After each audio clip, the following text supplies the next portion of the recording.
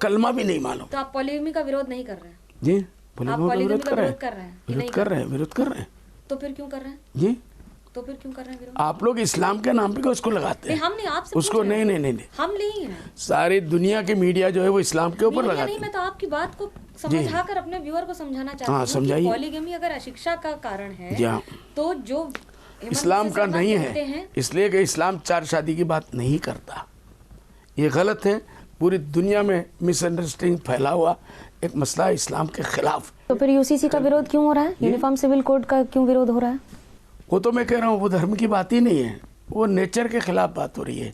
इसलिए हम लोगों को समझा रहे हैं, हिंदू भाइयों को भी समझा रहे हैं। अगर शिक्षा का नतीजा है और उसके साथ आप यूसीसी का भी विरोध कर रहे हैं क्योंकि ये अननेचुरल है, तो फिर विरोध और समर्थन है किसका?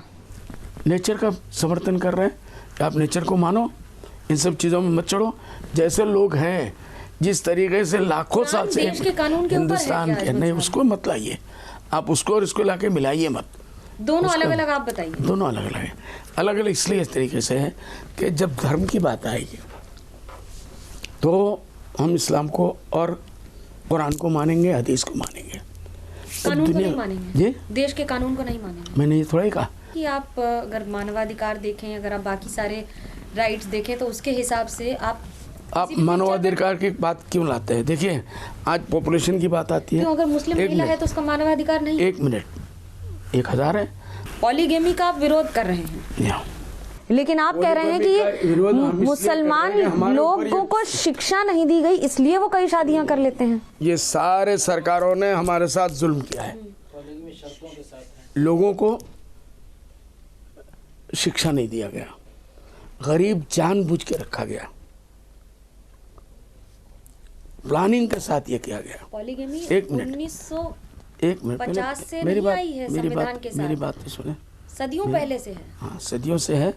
तो मेरा ये कहना है, जब अनपढ़ होगा आदमी, उससे आप मर्डर करा लो, उसके बाद उससे जो कुछ चाहे करवा लो। तो इंसान को सबसे पहले शिक्षा दो। अल्लाह के वास्ते मैं सारे हुकूमतों से कह रहा हूँ, जो लोग गद्दियों पे जाते हैं, इन मुसलमानों को कुछ मत दो, अल्लाह के वास्ते इनको शिक्षा दो। तो आप इस बात का समर्थन करते हैं कि हेमंत बिस्वा शर्मा कह रहे हैं मदरसे हटाकर हम वहाँ पे स्कूल और कॉलेज बनाएंगे? बिल्कुल नहीं है, वो गलत है। वो गलत है, वो गलत है। और आपकी डिमांड सही है। धर्म के शिक्षा लेना ये हमारा संविधान हमको इजाजत देता है। ऐसा माना जाता है कि आप बीजेपी की बी टीम है और आपका बदरुद्दीन अजमल का हेमंत बिस्वा शर्मा से बहुत बढ़िया है, जो बोलते हैं वो सब। देखो ये बी टीम और ए टीम का मसला तो मैंने कह दिया पहले, मुझे मालूम था आप इस पे आएंगी, इसलिए मैंने कह दिया कांग्रेस ए टीम है बीजेपी की। हमारे आसाम के जितने कांग्रेसी हैं सब 99% बिके हुए हैं, हेमंत बिस्वा शर्मा के जेब में रखे हुए। सीए एनआरसी का आप समर्थन कर रहे हैं? उसका भी विरोध नहीं कर रहे हैं, विरोध कर रहे हैं। एनआरसी का तो हम लोग उसके अंदर सुप्रीम कोर्ट में पार्टी हम लड़ रहे हैं। तैयारी पूरी है इस बार? पूरी तैयारी है। ये एनआरसी का भी ले लीजिए ना, एनआरसी का पर हमारे ऊपर किसने तोबा? कांग्रेस, गोगोई साहब ने। डी वोटर हमारे ऊपर किसने लगाया? 1 लाख बनाया था मोहंतो ने 5 साल में, गोगोई साहब ने आके 1 साल में 5 लाख बनाया। डिटेंशन कैंप हमारे लिए किसने खोला? गोगोई साहब ने निकाला। साउथ ईस्ट एशिया का सबसे बड़ा डिटेंशन कैंप, हमारी आबादी पूरे हिंदुस्तान में 18% है एज पर गवर्नमेंट सेंसस, और आसाम में 34 से 35% है। बांग्लादेश से आने वाले ज्यादातर कौन से होते हैं? बांग्लादेश से आने वाले लोग? पहले बांग्लादेश से आने वाले प्रूफ तो करो। आज से 35-40 साल से मैंने एक सवाल दिया। आपको लग रहा है कि झूठे लोगों को रखा गया है, गलत रखा गया है? नहीं, उनको बना के डी वोटर बना के किया जा रहा है, उनको एनआरसी के अंदर नाम काट के उनको किया जा रहा है।